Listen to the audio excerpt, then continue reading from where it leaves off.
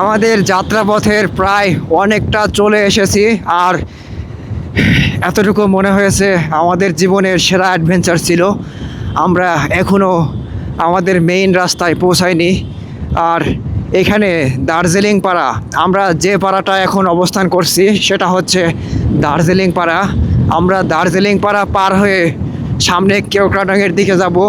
আর এই দার্জিলিং পাড়া আসতেই আমরা বুঝতে পেরেছি যে বাংলাদেশের সর্বোচ্চ বৃহৎ পাহাড় চূড়াগুলো কেমন হতে পারে।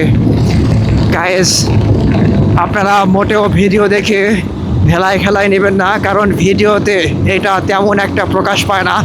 আমি যতই আপনাদেরকে ভিডিওটা ভালোভাবে ধারণ করার চেষ্টা করছি, কিন্তু আসল ভিউটা আসলে পাওয়া যায় না, যে পাহাড়টা কেমন উপরের দিকে এবং ডাউন হিল আপ হিল কেমন উঁচু নিচু।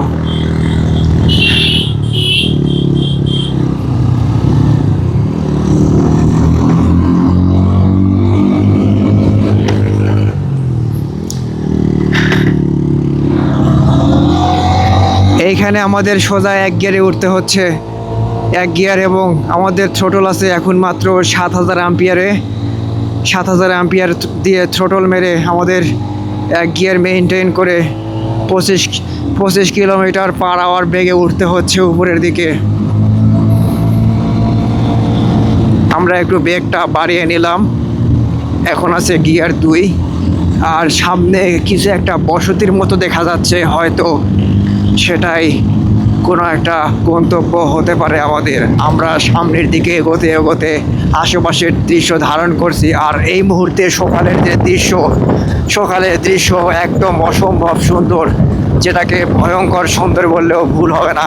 আর আপনি সামনে যে সকল পাহাড় দেখতে পাচ্ছেন, খালি চোখে এটা অনেকটা, খালি চোখে না, ভিডিওতে অনেকটা স্মুথ, মানে সমতলের মতো দেখা যায়, কিন্তু এগুলো আসলে এখানে আপনি দাঁড়িয়ে থাকতে পারবেন না। দাঁড়িয়ে থাকলেও নিচের দিকে একটা টান অনুভব করবেন।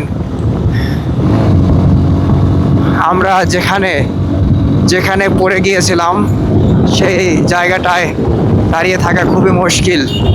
আমি বাইকটা ধরার চেষ্টা করছিলাম, কিন্তু বাইক ধরতে পারিনি। পরে বাইকটা টান দিয়ে রাস্তায় ফেলে দিয়েছিলাম। সামনে আমাদের আরও উঁচুর দিকে উঠতে হচ্ছে।